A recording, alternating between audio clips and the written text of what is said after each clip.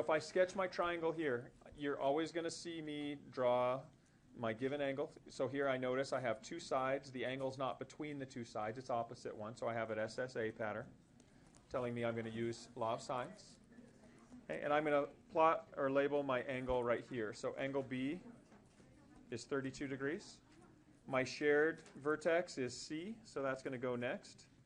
So BC is 29, and then CA is 22. That means A has to go here. Okay, so this is what my sketch is going to look like. So the first thing I want to do is I want to find the first triangle. Well, first of all, I notice that of the two sides, the shorter of the two sides is opposite the given angle. So I know this is an SSA pattern with two triangles. So I want to find the first triangle here first. So to do that, here's my known ratio. The B's are my known ratio.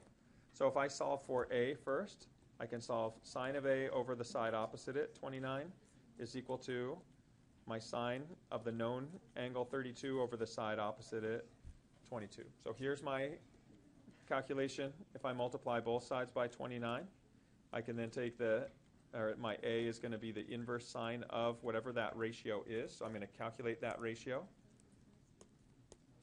Sine of 32, I'll put a decimal there, divide by 22, and multiply by 29. And that gives me 0.6985. Okay, and so that's the ratio. That's the sine ratio of my unknown angle A. So to solve for what A is, I'm going to take the inverse sine of that ratio, and I get my angle measure to be 44.31. So that's my first angle, 44.31. Notice I label it up here, 44.31. Okay, once I find that, I can then find my remaining angle C. Even though there's no spot for it here, I do need to know what C is to calculate this other length AB. So I am going to find my C value is 180 minus my given angle 32, minus the angle I just solved for, which is 44.31. So I have 103.69 for angle C. Okay, which means when I want to solve for this side C, or BA, AB here, I can now calculate that using law of sines once again.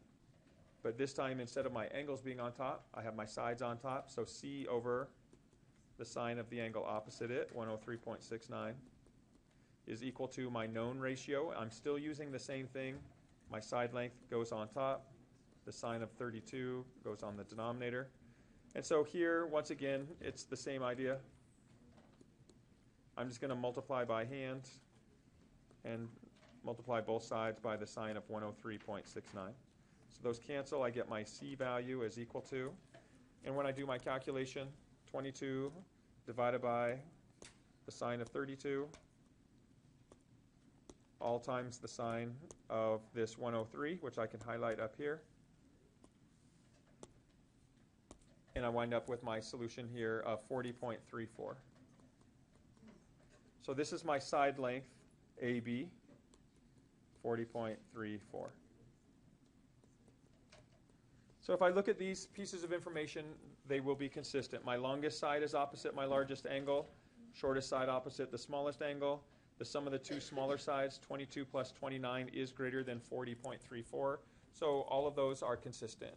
Now, I'm expecting two triangles, so I do have to include a second set of numbers for each of these in order to get the full credit.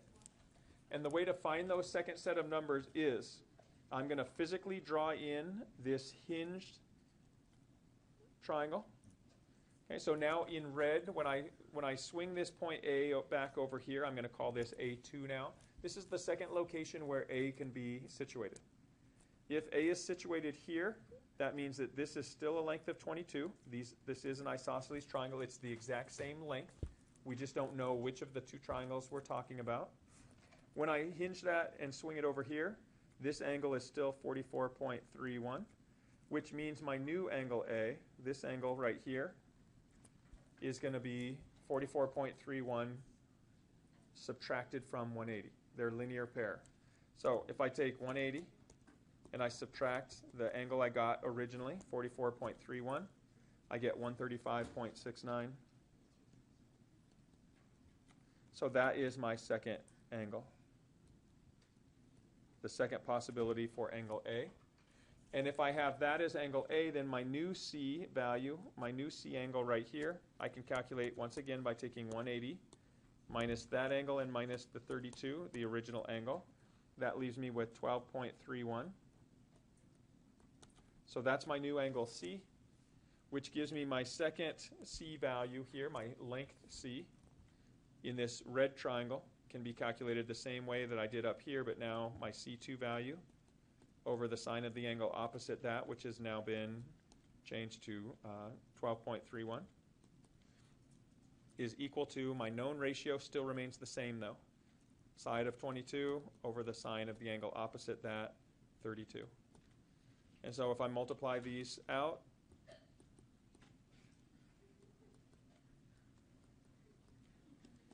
okay, I get my final answer here, which is 22 divided by the sine of 32, all times the sine of this angle, 12.31. And this gives me my final side length of 8.85.